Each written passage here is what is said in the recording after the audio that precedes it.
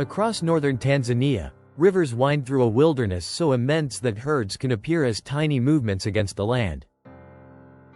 This is the Serengeti beyond its famous migration, a world of water, grassland, woodland and open skies that continues long after the great herds have passed. In the north, the Moru River cuts through rolling green country toward the Kenyan border. Rocky banks, wooded slopes and broad bends create a ribbon of water through landscapes that feel very different from the endless plains farther south. Away from the river, northern Serengeti opens into grasslands broken by hills and scattered trees. Wildlife spreads across an enormous landscape where the horizon seems to move farther away with every rise in the terrain. Seasonal streams bring additional life to these valleys. Green vegetation follows their course between drier slopes, creating natural corridors through country that changes dramatically as the rains arrive and disappear. Farther west, the Grumeti River crosses another remote section of the ecosystem. Riverine forest gathers along its banks, forming a dark green line through open plains and woodland. Pools remain along parts of the river as surrounding grasslands become increasingly dry. Water creates pockets of concentrated life within a landscape where rainfall determines much of the rhythm of the year. Beyond the Grumeti, the western corridor stretches through broad plains toward Lake Victoria. Grasslands alternate with woodland while distant hills interrupt an otherwise immense sweep of open country. Elephants, giraffes, buffalo and antelope remain part of these landscapes throughout the year.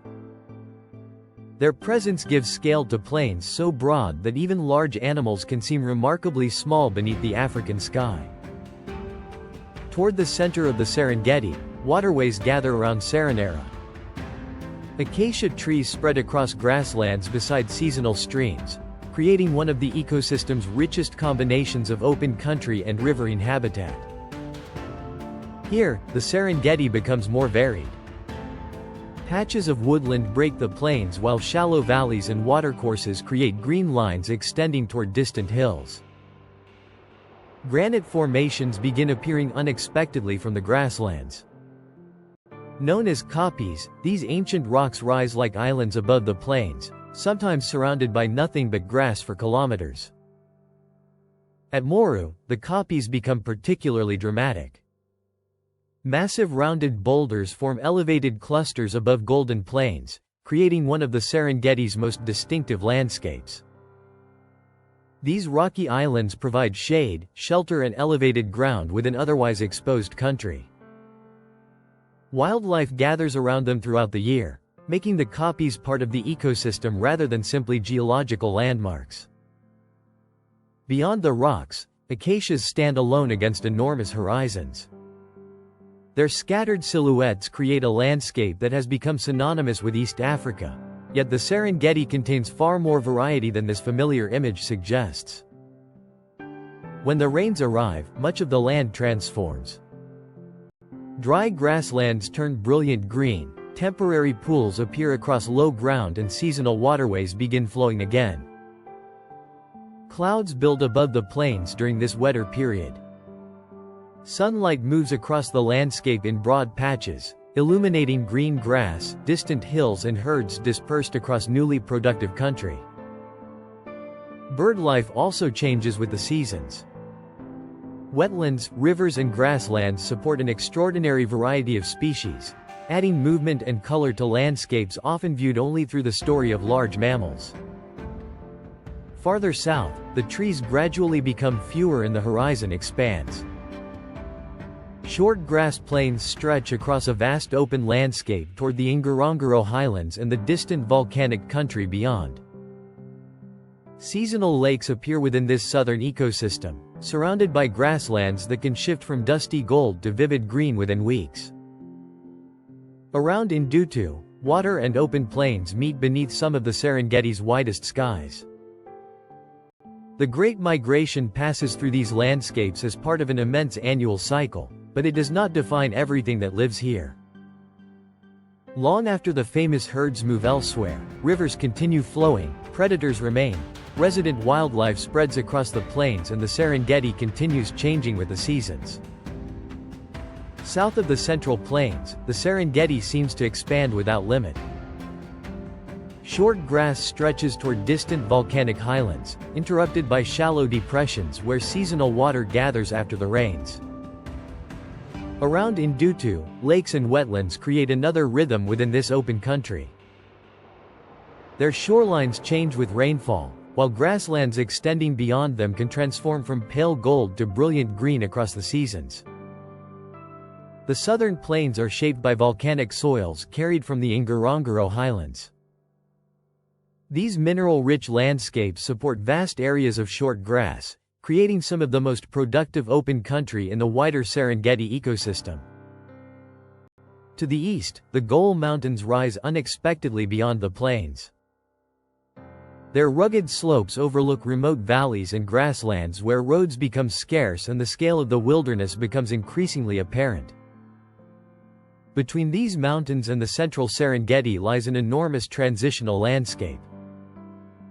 Open plains gradually meet rocky hills and scattered woodland beneath skies that can dominate almost half the visible world. During the dry season, the colors change completely. Green grass fades toward amber and gold, water becomes less abundant, and dust begins softening the distant horizon beneath the afternoon sun. Wildlife remains dispersed across this changing landscape. Resident antelope, buffalo, giraffes and elephants continue using different habitats as water and vegetation shift through the year. Predators remain part of the ecosystem beyond the migration season as well. Lions, cheetahs and leopards occupy landscapes ranging from open grassland to kopjes and riverine woodland, following opportunities created by the changing environment. In the Central Plains, isolated granite kopjes become even more striking during the dry months. Golden grass surrounds dark stone formations while acacias and distant hills break an otherwise enormous horizon. Storms eventually begin building again above the plains. Dark clouds gather over sunlit grassland, bringing dramatic contrasts before rain returns moisture to rivers, pools and increasingly green valleys. The first sustained rains can transform the Serengeti with remarkable speed. New vegetation spreads across previously dry ground while temporary wetlands reappear in shallow areas across the plains. Rivers respond more gradually. Waterways that contracted during the dry months strengthen again, supporting ribbons of denser vegetation through the surrounding grassland. Farther north, woodland becomes increasingly prominent. Rolling country around Lobo and the northern Serengeti introduces hills, rocky outcrops and wooded valleys that contrast sharply with the almost treeless south. This northern landscape can remain productive even when conditions farther south become dry. Rivers, springs and varied vegetation create habitats that support wildlife throughout much of the year. The western reaches offer another transition. Grassland merges with thicker woodland toward the Grumeti region, while rivers and tributaries connect the Serengeti with landscapes stretching toward Lake Victoria. Together, these regions reveal why the Serengeti cannot be understood through a single event. The migration is extraordinary, but it moves through an ecosystem whose rivers, soils, rainfall and vegetation are constantly creating different worlds. Even the famous open plains represent only one part of that system. Forested riverbanks, granite kopjes, seasonal wetlands, wooded hills and volcanic grasslands all exist within the same immense landscape. Beyond the park itself, the wider ecosystem continues across conservation areas and neighboring landscapes. Wildlife does not recognize the boundaries drawn on maps, and seasonal movement connects places far beyond the Serengeti's most familiar plains. That scale is perhaps the Serengeti's greatest wonder. A herd beneath an acacia, elephants crossing distant grassland or giraffes among woodland can appear almost insignificant against the sheer amount of space surrounding them. Here, the horizon is rarely just background.